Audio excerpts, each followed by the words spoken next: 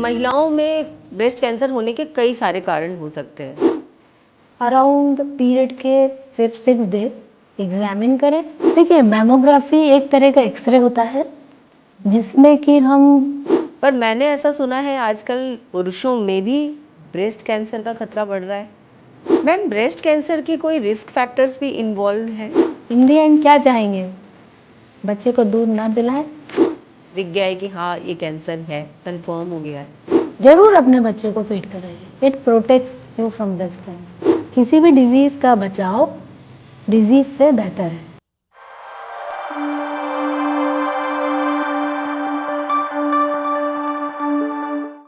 नमस्कार दोस्तों, मैं आपकी दोस्त, आपकी होस्ट नेहा राठी स्वागत करती हूँ आप सभी का अपने इस चैनल पॉडकास्ट स्टूडियो इंदौर में। आज मैं आपके साथ साझा करने वाली हूँ एक बहुत ही इम्पॉर्टेंट वुमेन हेल्थ का टॉपिक, जो कि है ब्रेस्ट कैंसर। ब्रेस्ट कैंसर एक बहुत ही आम कैंसर है जो कि भारत में अधिकतम महिलाओं को तकरीबन 40 की उम्र के बाद डिटेक्ट होता है। बट जैसा कि आप सभी को पता है कि इसके बारे में इतनी अधिक जानकारी अवेलेबल नहीं है, जिसके कारण ये कैंसर बहुत देर में हमें पता चलता है।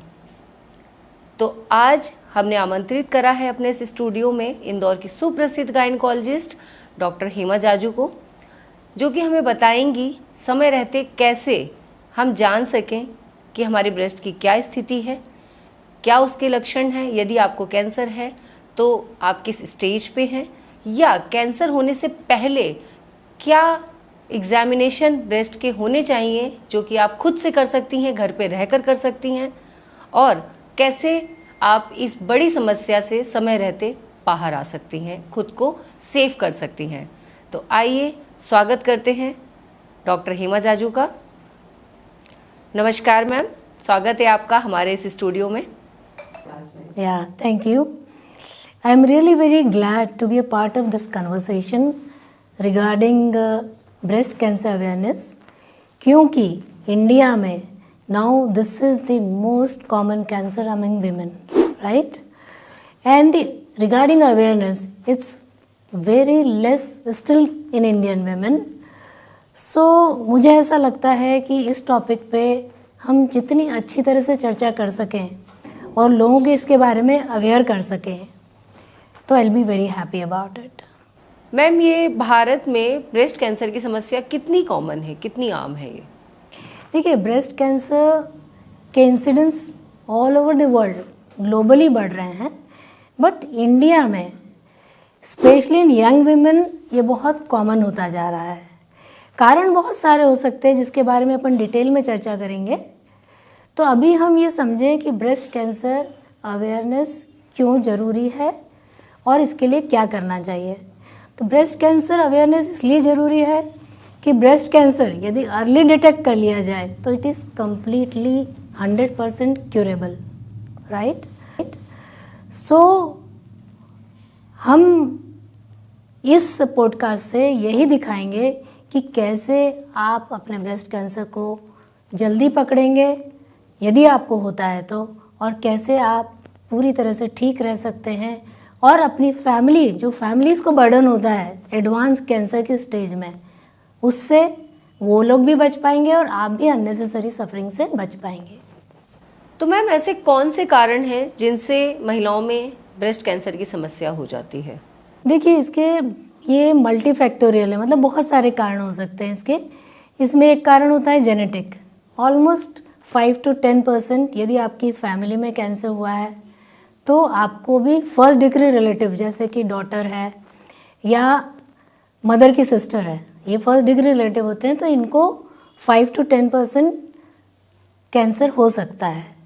बाकी लोगों को जो कारण रहता है कि आपको, जैसे आपकी शादी लेट हुई है, आप बच्चे लेट कर रहे हैं, बच्चे को ब्रेस्ट फीडिंग नहीं करा रहे हैं, ओके, आप अनमैरिड हैं, तो ये सब भी साथ में कारण होते हैं। और यदि आपको ओवेरियन कैंसर हुआ है तो भी आप हाई रिस्क में आते हैं।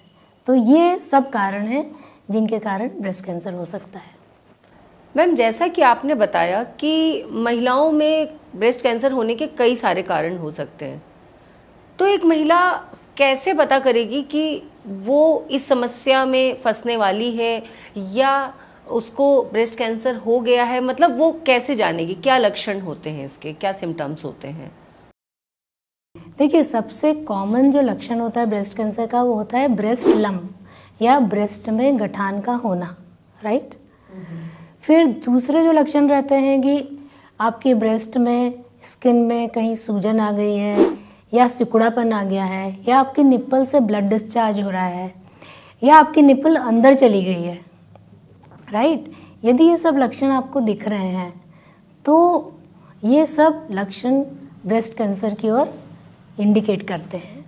तो क्या मैम घर में भी किसी तरीके से कुछ ऐसे तरीके हो सकते हैं कि महिलाएं खुद ही सेल्फ एग्जामिनेशन के थ्रू ये जान सकें कि उनमें किसी तरीके के ब्रेस्ट कैंसर से रिलेटेड कुछ भी लक्षण आए हैं? तो देखिए, यदि हम ब्रेस्ट कैंसर स्क्रीनिंग की बात करें तो उसके पहले जो मैं बात बताना चाहूँगी वो है आप स्वयं सेल्फ एग्जामिनेशन ऑफ ब्रेस्ट करके कुछ हद तक कोई भी लंप को पकड़ सकते हैं, ब्रेस्ट लंप को, राइट।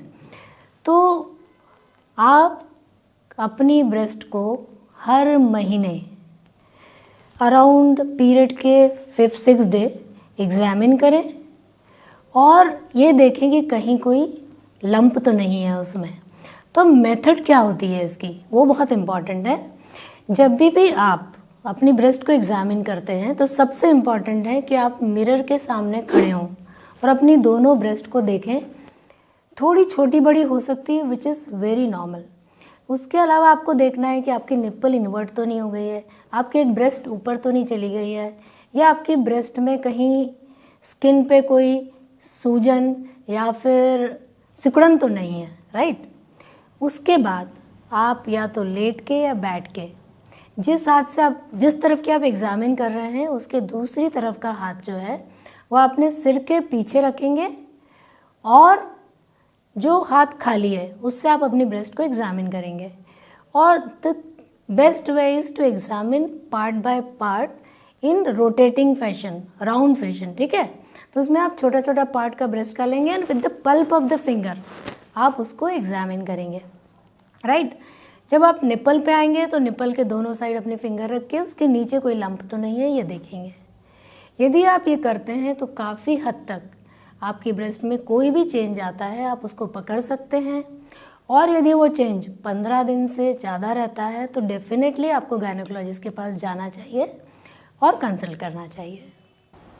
बहुत ही अच्छी जानकारी अभी आपने शेयर की है कि महिलाएं खुद भी चेक कर सकती हैं सेल्फ एग्जामिनेशन के थ्रू घर पर ही रहकर बिना किसी खर्चे के कि उन्हें इस तरीके की कोई समस्या हुई है क्या।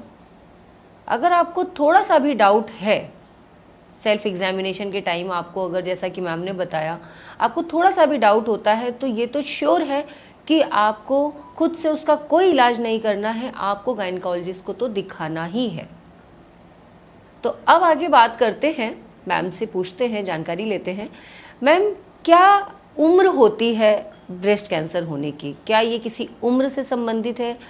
कई बार ऐसा भी हम लोग सुनने में आता है, लोग बोलते हैं कि ज़्यादा उम्र की महिलाओं को ये समस्या ज़्यादा होती है, मतलब वृद्ध स्त्रियों में ये प्रॉब्लम ज़्यादा होती है। तो आप इस पर भी थोड़ा सा इन्फॉर्मेशन शेयर कीजिए हमारे साथ, सच है या फिर कम उम्र में भी ये प्रॉब्लम हो सकती है? देखिए, आजकल ब्रेस्ट कैंसर हम बहुत यंग लोगों में भी देख रहे हैं, परंतु जो कॉमन एज है वो 50 to 65 है। आजकल ये जो 50 इयर्स मैंने बताया ये अब 45-40 इयर्स तक जा रहा है, राइट। तो now the age of breast cancer धीरे धीरे कम हो रही है, ओके। और इवन मैंने देखा है कि 75-80 ईयर ओल्ड वीमेन में भी ब्रेस्ट कैंसर देखा है। तो मैम, मैं ये जानना चाहूँगी कि जो कैंसर, ब्रेस्ट कैंसर लम्प्स होते हैं, क्या ये पेनफुल होते हैं? No, they are not painful, they are painless, इसीलिए डायग्नोसिस में लेट होता है। मैम, क्या इसको सही समय पर पकड़ने के, डिटेक्ट करने के कुछ तरीके हैं? कोई स्क्रीनिंग टेस्ट वगैरह होते हैं, अवेलेबल हैं क्या मेडिकल में? यस, ब्रेस्ट कैंसर स्क्रीनिंग, इससे हम ब्रेस्ट कैंसर को बहुत जल्दी पकड़ सकते हैं। इसमें 3 चीज़ें होती है। एक होता है clinical examination of breast by a doctor beyond the age of 35 और 40। हर महिला को हर 6 महीने में अपने गायनेकोलॉजिस्ट के पास जाके ब्रेस्ट चेकअप कराना चाहिए। और यदि किसी के फैमिली में ब्रेस्ट कैंसर है तो उन्हें जल्दी हम 25 ईयर्स से ही क्लिनिकल एग्जामिनेशन ऑफ ब्रेस्ट शुरू कर देते हैं, राइट। देन दूसरा है मैमोग्राफी और तीसरा है सोनोग्राफी। मैम मैं जानना चाहूँगी ये मैमोग्राफी क्या होता है? बहुत नाम सुनने में आता है इसका। देखिए, मैमोग्राफी एक तरह का एक्सरे होता है जिसमें कि हम ब्रेस्ट को 2 एक्सरे प्लेट्स के बीच में रखते हैं और एक्सरे लेते हैं। उससे हमें जो लंप है या अर्ली साइंस कैंसर के हैं वो पकड़ में आते हैं। जनरली लोगों का ऐसा मानना होता है कि मैमोग्राफी बहुत पेनफुल प्रोसीजर होता है, तो क्या ये बात सच है? Not really. See what happens is कि जब आपकी ब्रेस्ट को 2 प्लेट्स एक्सरे प्लेट्स के बीच में कॉम्प्रेस किया जाता है ना, तो थोड़ा सा प्रेशर लगता है। मैं भी कराती हूँ अपनी रेगुलरली, ऐसा कुछ नहीं है कि इट इज़ वेरी ओके। तो जैसे ये आपने बताया कि इसे रेगुलर कराना चाहिए, तो रेगुलर कराने से क्या बॉडी में इससे किसी तरीके का कोई निगेटिव इम्पैक्ट भी आ सकता है क्या? व्हाट हैपेंस इज कि हम लोग पहली मैमोग्राफी अराउंड 50 के आसपास कराते हैं unless there is a risk factor. तो उसके बाद हम ये देखते हैं कि इनका ब्रेस्ट कैसा है और उसके बाद 1 to 2 ईयर्स में रिपीट करते हैं। तो it is not at all harmful, पहली चीज़। एंड ब्रेस्ट कैंसर से बचने के लिए यदि अपने को थोड़ा ये करना भी पड़े, थोड़ा सा एक्सरे लेना भी पड़े, तो it doesn't make a difference. तो मैम मैमोग्राफी कराने के लिए कौन सी एज बेस्ट है? कब से शुरू कर देना चाहिए एक रेगुलर मैमोग्राफी कराना? देखिए, पहले हम लोग जो है मैमोग्राफी 50 साल से शुरू करते थे क्योंकि मीनोपॉज के बाद ये ज़्यादा कॉमन हो जाता है। And every 1 to 2 years till a woman lives normally हम कराते हैं। मगर जैसा कि हम देख रहे हैं कि इंडिया में ब्रेस्ट कैंसर की एज अब धीरे धीरे कम होती जा रही है, तो नाउडेज इवन 45 से भी हम लोग शुरू कर लेते हैं। और जिनके घर में ब्रेस्ट कैंसर की हिस्ट्री है उनमें तो आई थिंक हम लोग 30-35 से ही शुरू कर देते हैं इसको करना। मैम अपना जैसे तीसरा पॉइंट है अपना ब्रेस्ट सोनोग्राफी, तो अब उसके बारे में भी थोड़ी सी जानकारी बताएं हमें कि वो क्या होती है, कैसे होती है, क्या उसके फ़ायदे होते हैं? देखिए, यंग वीमेन जो रहते हैं उनकी ब्रेस्ट डेंस रहती है, ठीक है। तो उनमें जो नॉन कैंसरस लीजन रहते हैं उनके लिए मोस्टली हम सोनोग्राफी कराते हैं। और यदि एक एज के बाद भी यदि उनकी ब्रेस्ट डेंस है तो उसमें मैमोग्राफी में उतना अच्छा नहीं दिखता है। तो normally we combine sonography with mammography in those cases. Ma'am breast cancer की कोई रिस्क फैक्टर्स भी इन्वॉल्व हैं? Yes yes definitely. जैसा मैंने पहले कारण में बताया था, जेनेटिक फैक्टर। यदि जेनेटिक फैक्टर है तो उन केसेस में हम BRCA1 BRCA2 this is a genetic test जिसमें कि BRCA1 BRCA2 म्यूटेशन हम डिटेक्ट करते हैं। और यदि उनमें है तो उनके जो बच्चे हैं फर्स्ट डिग्री उनमें होने के चांसेस बहुत ज़्यादा होते हैं। तो एक जेनेटिक फैक्टर हो गया। दूसरा ओबेसिटी है। थर्ड है smoking, alcohol, then avoiding breast feeding, right. Then जैसा मैंने पहले ही बताया था कि लेट चाइल्ड बियरिंग, अनमैरिड लोग हैं, इन सब में ब्रेस्ट कैंसर के चांसेस ज़्यादा होते हैं। मैम जैसा आप भी देखते ही हैं आजकल की जो लड़कियां हैं वो बहुत करियर ओरिएंटेड हो गई हैं, तो वो अपनी बॉडी को बहुत मेंटेन करना चाहती हैं और वो बहुत लेट मैरिजेस भी इस समय पे बहुत चलन में हैं। और लेट मैरिज, फिर लेट बर्थ, चाइल्ड बर्थ भी लेट हो गया है। तो फिर उस केस में वो अपने करियर के कारण कई बार ब्रेस्ट फीड को अवॉइड करते हैं, नहीं वो बच्चों को दूध पिलाना चाहते। तो उस केस में आपकी ओर से उनके लिए क्या एडवाइस है? देखिए, सलाह यही है कि हर महिला को ब्रेस्ट फीड कराना चाहिए। अपने आप को भी तो प्रोटेक्ट करना है ना। आप इन दी एंड क्या चाहेंगे? बच्चे को दूध ना पिलाएं या ब्रेस्ट कैंसर लें? क्या चाहेंगे? ब्रेस्ट कैंसर से बचना चाहेंगे ना, तो और ज़रूर अपने बच्चे को फीड कराइए। It protects you from breast cancer. Okay. और मैम इसके रोकथाम प्रिवेंशन के लिए, बचने के लिए आप क्या अपना एडवाइस देना चाहेंगे? आपकी क्या सलाह है? देखिए, जैसा हमने रिस्क फैक्टर के बारे में बात किया, तो उसमें मैंने ओबेसिटी बोला, ठीक है, मोटापा। तो अपना एक हेल्दी वेट मेंटेन करिए। Second important, healthy diet, right? Diet also plays a very important. When you take processed food में कितना कुछ रहता है, कितने टॉक्सिन भी हो सकते हैं और सब कुछ हो सकता है, तो दैट शुड बी अवॉइडेड, ठीक है। फिर स्मोकिंग भी एक फैक्टर है। एक्टिव स्मोकिंग स्पेशली, पैसिव थोड़ा कम है। फिर alcohol has definite risk for increasing breast cancer. तो life style modification plays a very important role. और प्रिवेंशन के लिए, जैसे जेनेटिक यदि किसी का है, तो हम early clinical examination of breast शुरू करेंगे, मैमोग्राफी जल्दी कराएंगे, राइट? तो these are the things which should be done to prevent the breast cancer. अब there are non modifiable risk factors भी हैं जिनको हम कुछ नहीं कर सकते, राइट? जैसे being a female is a risk factor, right? यदि आप फीमेल हैं तो आपको कभी भी ब्रेस्ट कैंसर हो सकता है। आपको जेनेटिक यदि आपके घर में हो गया तो आप रोक नहीं सकते हो, है ना? तो उनका तो हम कुछ नहीं कर सकते हैं, मगर जो हम चेंज कर सकते हैं उनको तो एटलीस्ट बदलें और अपने आप को ब्रेस्ट कैंसर से बचाएं।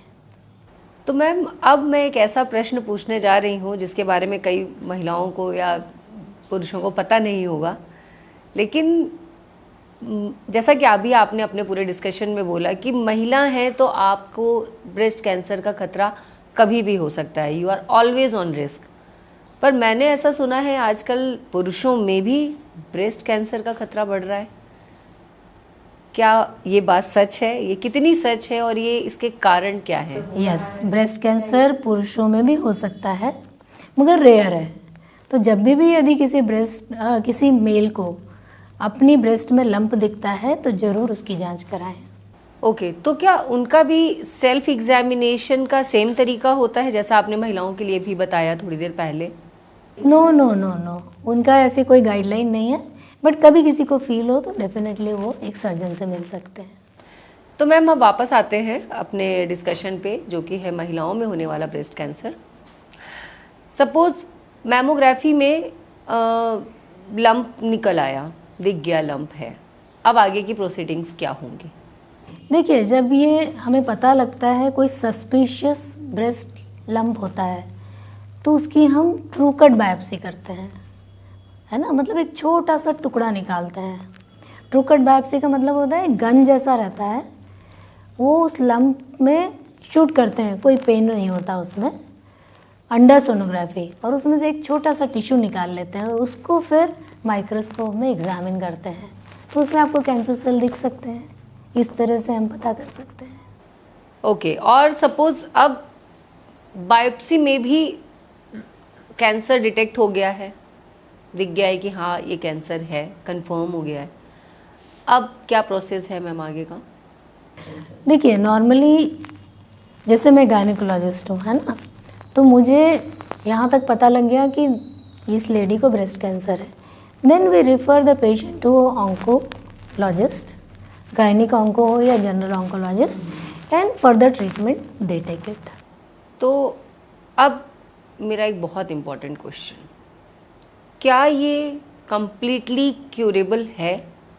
अगर किसी महिला को ब्रेस्ट कैंसर हो गया है और उसका इलाज चल रहा है, स्टार्ट हो गया है, तो क्या वो पूरी तरह से ठीक हो सकती है? See, if it is detected early, जब वो कहीं भी फैला नहीं है, तो इट इज़ 100% क्यूरेबल। इसीलिए हम ब्रेस्ट कैंसर अवेयरनेस की बात करते हैं कि भाई अपनी ब्रेस्ट को जानो, नॉर्मल ब्रेस्ट कैसी होती है उसको समझो, और आपको कभी भी कोई चेंज दिखता है तो immediately visit a gynaecologist, right? और specially if the lump is painless.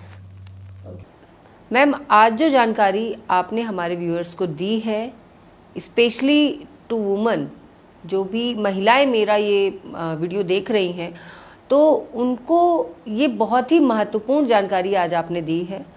और मैं बिल्कुल आपसे आग्रह करूंगी, आपसे बिल्कुल मेरी रिक्वेस्ट होगी कि आप खुद भी एक क्या ऐसा मैसेज देना चाहेंगी मेरी यहाँ पे जितने भी व्यूअर्स हैं, जो महिलाएं हैं, जो पुरुष भी हैं, इवन उनके लिए भी कुछ एक पॉइंट्स हैं हमारे वीडियो में, तो आप क्या जानकारी उनको देना चाहेंगी इन सभी चीज़ों से बचने के लिए, इस तरीके की परेशानी से बचने के लिए?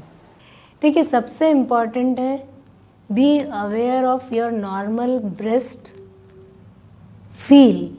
ठीक है, यदि आप हर महीने माहवारी के 5वें दिन अपने ब्रेस्ट को चेक करते हैं तो आपको पता है कि मेरी ब्रेस्ट का फील कैसा है।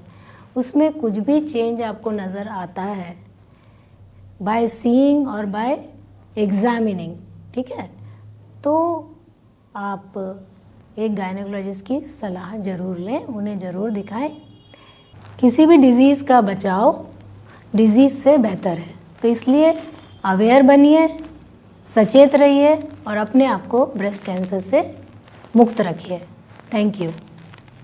दोस्तों, तो जैसा कि आज आपने देखा कि डॉक्टर हेमा जाजू जी ने जो हमारे साथ आज इतनी सारी ब्रेस्ट कैंसर से संबंधित जानकारी शेयर करी, उसके लक्षण क्या हैं, क्यों होता है, कब होता है, उसके उपाय क्या हैं, उसके उपचार क्या हैं, क्या क्या ट्रीटमेंट ऑप्शंस हैं, क्या क्या स्क्रीनिंग्स हैं, किस तरीके से आप खुद से चेक कर सकते हैं समय रहते। तो ये जो पूरी डिटेल्ड इन्फॉर्मेशन थी, ये सच में बहुत ज़्यादा ज़रूरी थी महिलाओं के लिए। तो इसमें मतलब अगर आपको कुछ भी क्वेश्चन है आपका जो कि आप पूछना चाहते हैं, तो आप बिल्कुल हमारे कमेंट बॉक्स में डालिए। हम कोशिश करेंगे आपको जल्द से जल्द आंसर करने का। और यदि आपको, जैसा कि मैम ने बताया कि सेल्फ एग्जामिनेशन के थ्रू भी आप काफ़ी कुछ चीज़ें खुद भी समझ सकती हैं, तो अगर आपको थोड़ा सा भी डाउट है तो मैं आपको सजेशन यही दूंगी कि आपको बिल्कुल अपने गायनेकोलॉजिस्ट से एक बार बात करनी चाहिए, जाकर मिलना चाहिए और अपने आप को सेफ करना चाहिए। धन्यवाद मैम, आपका बहुत बहुत शुक्रिया कि आपने आज हमारे स्टूडियो में आकर मेरे व्यूअर्स के साथ इतनी अच्छी जानकारी शेयर करी है। Thank you so much ma'am.